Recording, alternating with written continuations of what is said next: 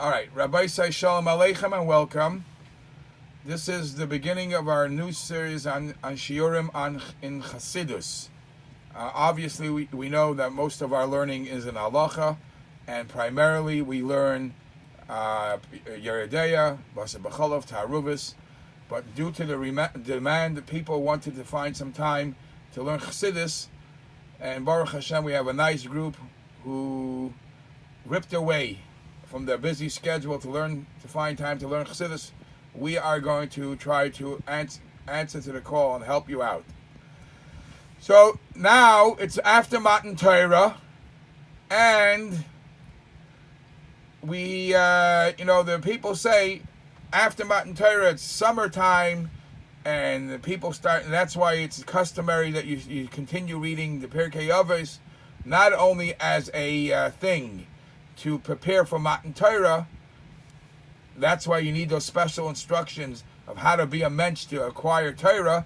There's actually a point of continuing the Pirkei Avos, because you need those special instructions to survive throughout the summer.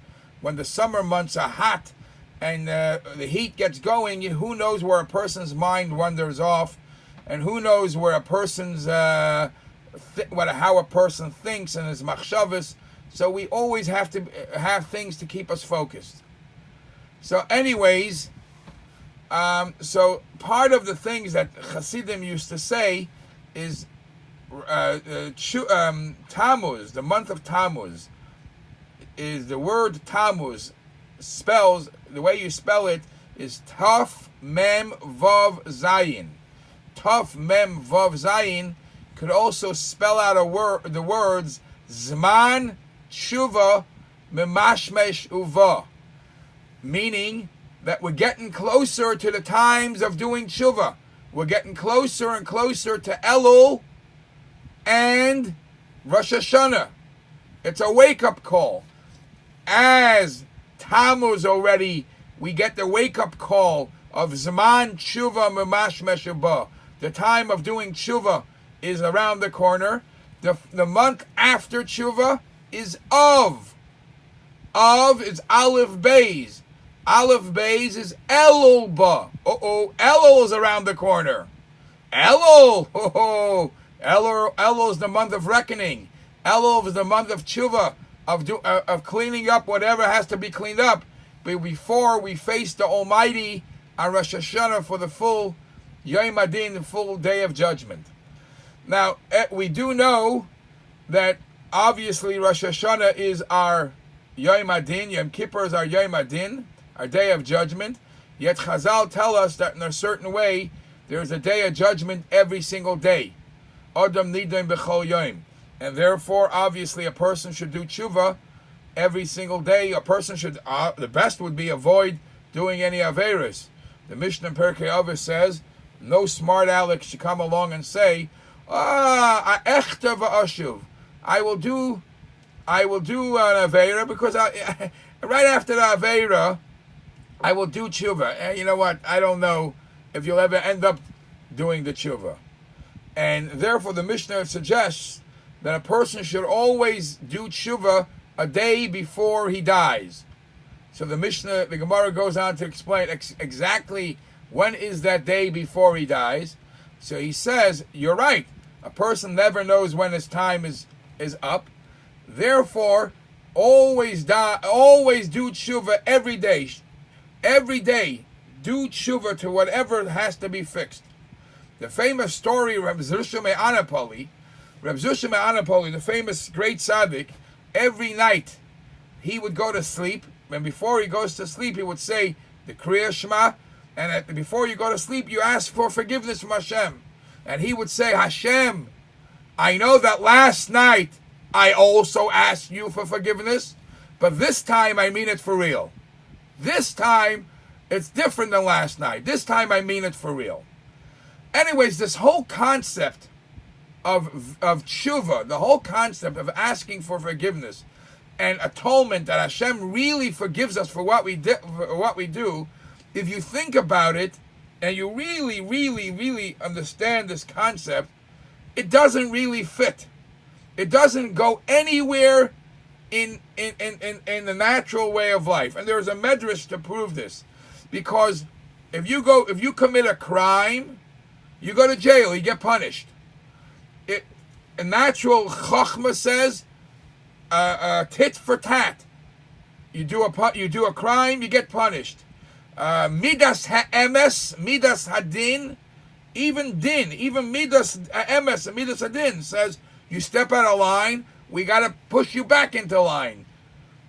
The fact that we overlook, Hashem could say, I will overlook what you did, and I will forgive you what you did.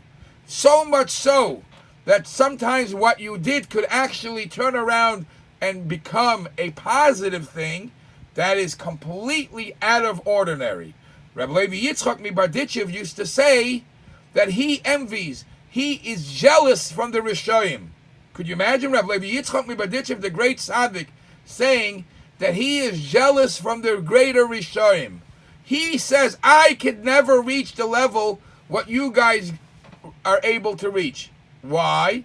Because if they only do tshuva, all their averis become mitzvahs. Not only they get forgiven, they get an atonement for what they did. It is even able to turn around and become a mitzvah. Now imagine for the person that did so many harsh averis, and he does a tshuva, and that became a mitzvah. The pile of mitzvahs that he does could outshine the mitzvahs of the great tzaddik who only did good over his life. And that is what Rabbi Yitzchak Mibarditchev was jealous about. And this is what the power of tshuva could do. And the question that we are going to discuss in this mimer, is basically twofold. What exactly is tshuva? When we have to do tshuva for our past actions, please tell us the yellow book for the dummies. How exactly is it done? Number one. And number two, how strong, why is it, Taka, that tshuva is so powerful that not only it erases the past, we could ignore the past, and perhaps it could turn it around, and it could even make it into a positive act. And Chazal tell us, B'makom shebalei tshuva oimdim, in the place where a Baal tshuva stands, a tzaddik can't stand, because a tzaddik has no struggles, smooth sailing, so he doesn't deserve credit for what he does. A Baal tshuva has struggles, and actually the Gemara defines, how does one know if he really does real tshuva, if he the same test, the same opportunity comes up for him to fall, Rahman al-Atzlan, with the same type of an Aveira, and he stood strong and not fall, only then he shows that he is strong and he's overcomes his temptation. And a tzaddik doesn't even have temptations. So therefore, a tzaddik can't prove that he's for real. And as much as a Baal Tshuva is able to show that. And therefore, b'makom shebalei tshuva oimdim, there's something so powerful about tshuva, that a place where a true Baal Tshuva stands, even the greatest tzaddik can't reach there. So we have to understand this tshuva. We have to understand this tshuva. Please tell me. I want to do tshuva. I want to do tshuva. Tell me how it's done, and how is it that when it's done, what is so special about it? Because physically, psychologically, and al pi seichel, in this world, in law and order, you commit a crime, you rob a bank, you hurt somebody or whatever, you're going to pay. Why is it that it makes sense that if you commit a crime in Torah, it could be erased and you're done? So let me tell you where we're going to tackle this issue from. We're going to spend Be'ezer Hashem Yisbarach, with the help of God, starting this Tuesday until we finish this mimer. We hope we'll finish it sometimes before Rosh Hashanah, mid-Elul. We're going to tackle this mimer piece by piece. Which mimer? I appreciate Ken put up a link in the on the chat where you could find it on in Chabad.org. But I put up the Hebrew book that you have here, and I'm going to explain about it a little. And also, if you see, there is the English book that has the translation that actually Chabad.org is the one that's quoting that book. Okay, this is the original book that we're learning the Maimer from, Derech Mitzvah. What is the Derech Mitzvah? Who is the author of the Derech Mitzvah?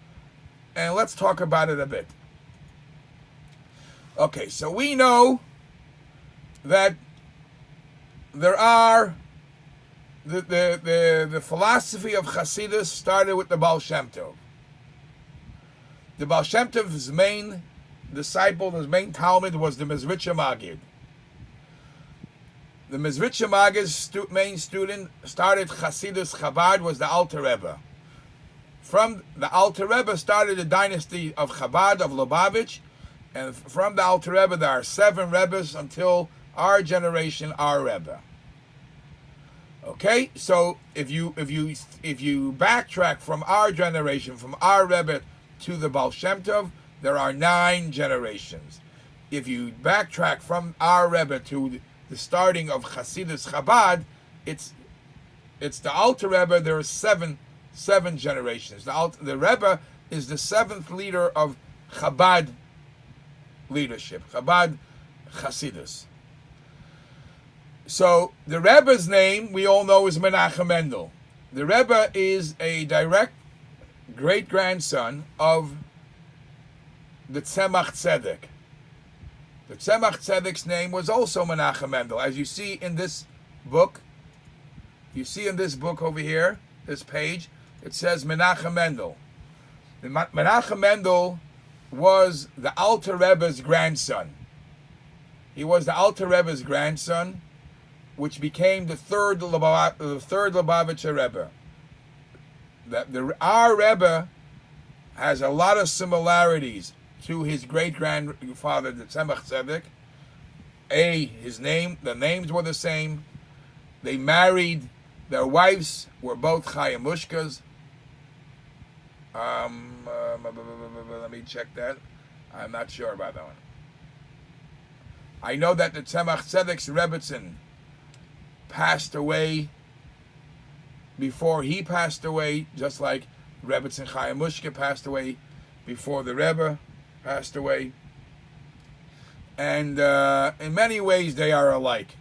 The Tzemach Tzedek, from all the Rebbes, didn't only write Chasidus. He has tremendous writings in Halacha, in Mishnayos, and Gemara. The Tzemach Tzedek is known for his Sefer Tzemach Tzedek. We call him the Tzemach Tzedek. You see, people might have not even known that his name was Menachem Mendel. He wrote a set of svarim called Tzemach Tzedek, which are shilas teshuvos, responses to people's questions. He was known for the most difficult questions in halacha, specifically in aguna. In those times, a lot of men got lost during the wars or during the fighting, and the wives didn't know if the husbands were still alive. And the Tzemach Tzedek was one of the leading authorities in halacha. So the Tzemach Tzedek had many responses, many discussions in halacha, and those set of svarim were called shilas teshuvos Tzemach Tzedek. And based on that Tzemach Tzedek set of svarim, he's known as not only as the author of the Tzemach Tzedek, he's known as the Tzemach Tzedek. We don't even call him by his name. We call him as the Tzemach Tzedek. So the Tzemach Tzedek, they say, not only wrote a lot of, obviously, halachic svarim, they say he wrote close to 24,000 booklets. 24,000 booklets of chasidus. 24,000 booklets of chasidus. So one of the books of Chasidus that he wrote is Derech Mitzvah. In this Derech Mitzvah, we are going to learn the mitzvah of Vidur Tshuva, which talks about Vidur Tshuva. And today I'm going to explain to you about the shiur, which is the front page about the Sefer, which is a general thing which you'll have to know about any Lubavitch book, and then we'll go slowly into the mitzvah. Okay, hold on one second, please.